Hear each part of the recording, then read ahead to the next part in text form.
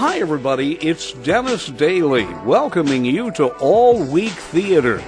Every week I take a classic old-time radio episode, cut it up into 5 pieces, and present it for your convenient listening pleasure.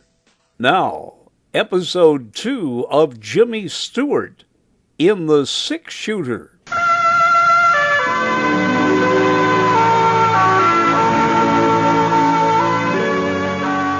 What brought you to Virtue City after all this time? I hope you ain't just passing through. No, I'm afraid so, Doc. I was aiming to sign up at the railroad, but since they ain't coming this way... Not coming this way, but who told you that? Well, that fellow over at the Opera House. Oh, that's Nelson, Thad Nelson. Don't pay no attention to him. Well, he works for the railroad, doesn't he? Well, yes, he does, but he ain't never wanted the line to go through Virtue City anyhow. He'd rather it went the way of Watsonville. If you ask me, Watsonville is paying him off. Oh?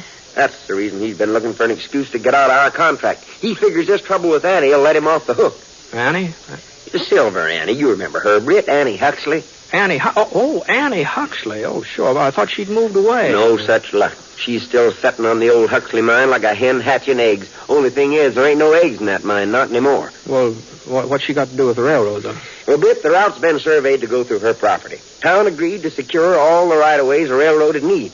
We're willing to pay for him and a good price. But Annie's not satisfied with what you're offering. We don't know. She won't talk to us. Won't even let anybody near her shack. Oh. She just sits there day and night, right by the window with her shotgun poking out. Anybody comes on her land, she lets go. Oh. Got some fool notion there's still silver in that mine, and folks are trying to get it away from her. Well, I'm crazy. That's what she is, if you ask me. Oh, I wouldn't say that, Doc.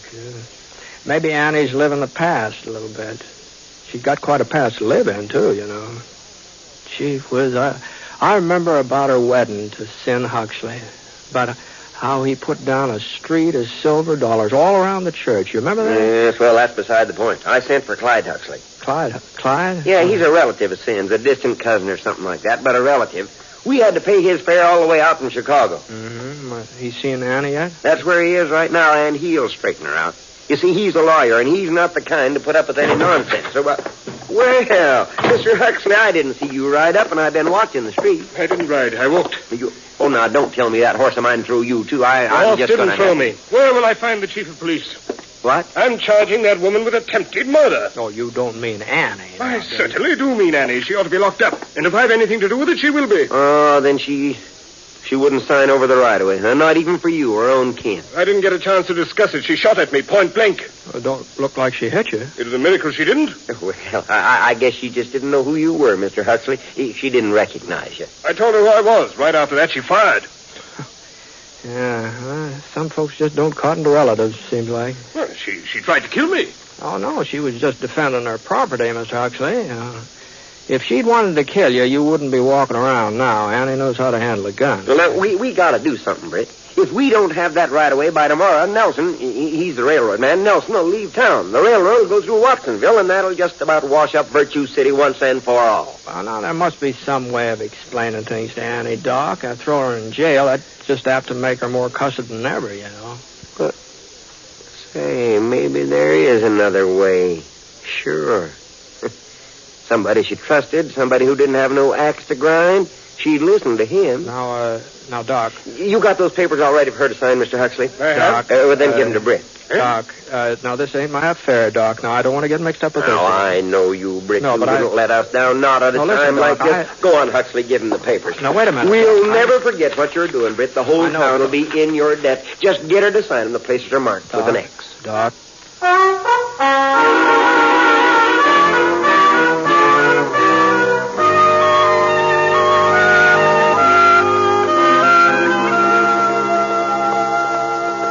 Next thing I knew, I was riding up to the Huxley mine.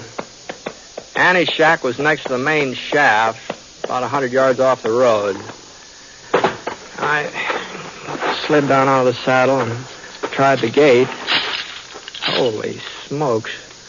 Padlock big enough to protect the Denver Mint was chained around the post. Well, there's nothing else to do but climb over the fence. Getting on toward dusk. Now, I didn't know whether to sneak up on Annie unawares or just walk up to the front door in plain sight and take my chances. So join me next time when I take a classic old-time radio episode, and split it up into 5 easy-to-digest pieces, right here on All Week Theater.